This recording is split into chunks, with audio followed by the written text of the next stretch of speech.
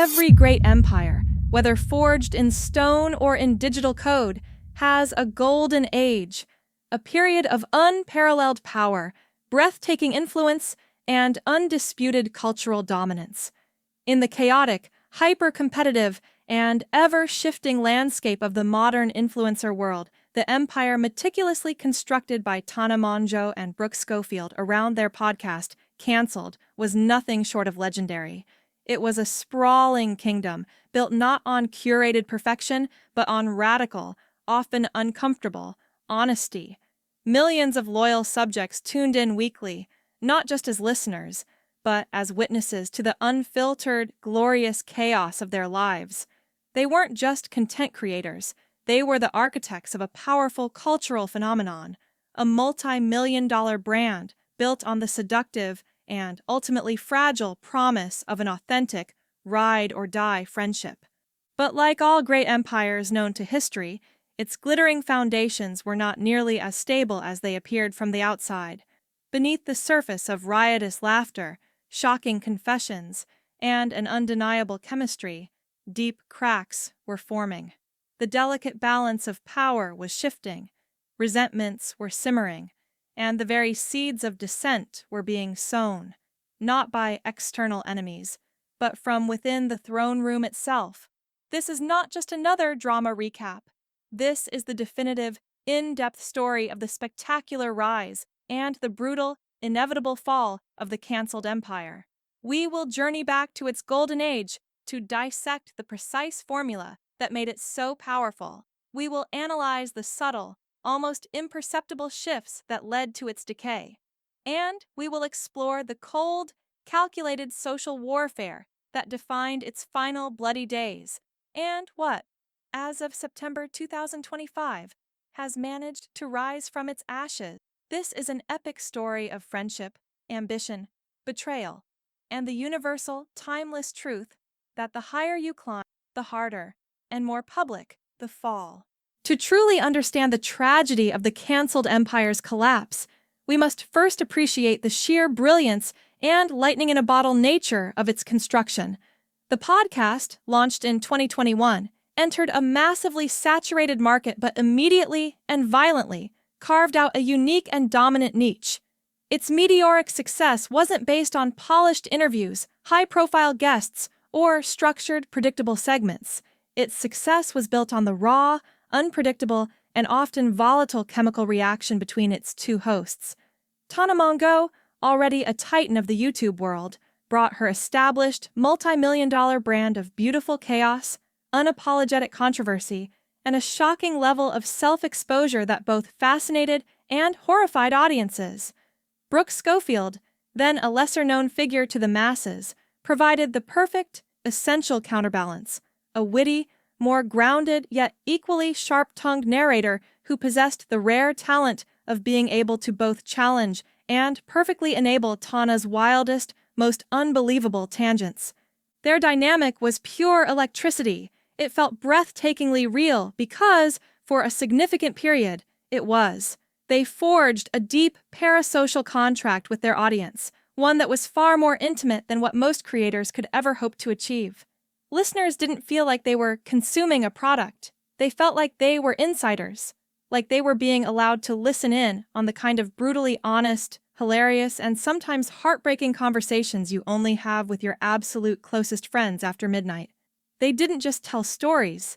They built an entire immersive world, complete with its own intricate language, a recurring cast of chaotic characters, and a dense web of inside jokes that made their community feel like an exclusive club.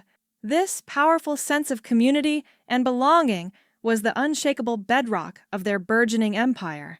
The live tours sold out in mere minutes. The merchandise featuring their inside jokes became a status symbol for their fans, and the podcast consistently topped the charts, generating millions of dollars in advertising revenue. During this undisputed golden age, Tana and Brooke were more than just influencers. They were the co-rulers of a kingdom they had built from scratch, and it seemed, for a glorious moment, that their reign was not only powerful, but completely untouchable. No great empire collapses overnight.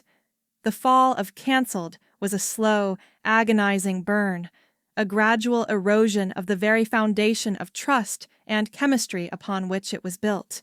The primary catalyst for this decay was a fundamental, irreversible, and ultimately fatal shift in the power dynamic between the two hosts.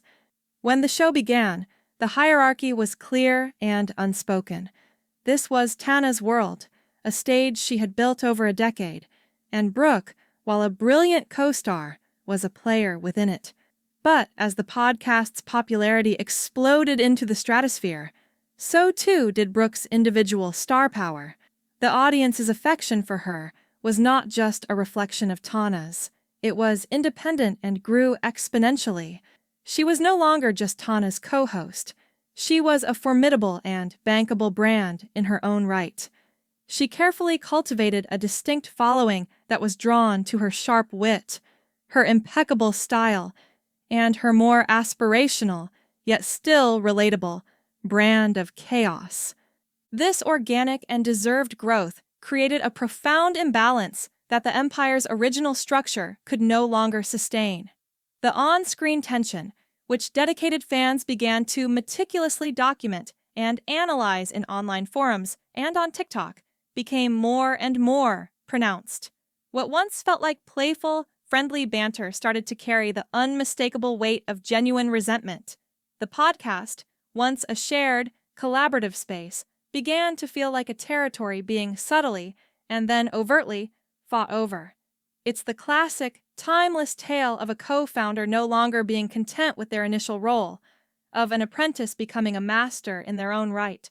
Brooke's ambition and vision for her career grew far beyond the chaotic, often limiting confines of the canceled brand. It became increasingly clear that her vision for her own future, one that was more curated, more brand-safe, and fiercely independent, was fundamentally incompatible with Tana's unwavering commitment to the unfiltered, often self-destructive persona that had made them both rich and famous. The seeds of dissent weren't planted by internet trolls or outside forces. They were planted by the natural, inevitable, and ultimately explosive consequences of success and ambition.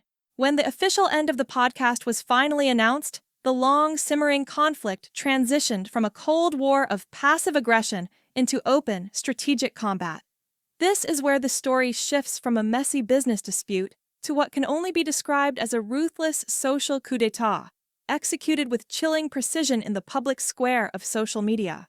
The most decisive and brutal move in this conflict was the strategic realignment of the inner circle. Tana Mongeau's longtime best friend, Paige Lorenzi, a powerful influencer in her own right, formed a sudden, intense, and extremely public alliance with BB, the woman who had been, until a dramatic and bitter fallout, Brooke's own ride-or-die best friend and personal assistant.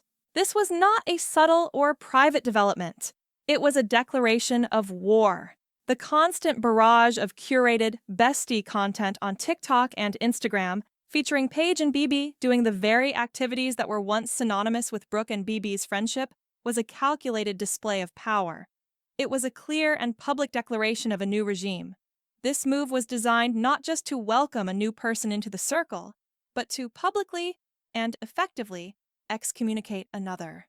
This strategic maneuver successfully and brutally isolated Brooke, painting her as an outcast, and solidifying the narrative that the core group, Tana's court, was moving on swiftly and decisively without her. Tana's public posture during this was one of deliberate, almost surgical neutrality. Her claims of staying out of the drama and not having the capacity for were seen by many of endorsing without having to get her own. It was a chillingly effective strategy that consolidated her power and violently reshuffled the social hierarchy of her court, leaving absolutely no doubt as to who still sat on the Now, in the late summer of 2025, we are living in the fascinating aftermath of the Empire's dramatic fall, and what has emerged from the rubble is just as compelling as the collapse itself.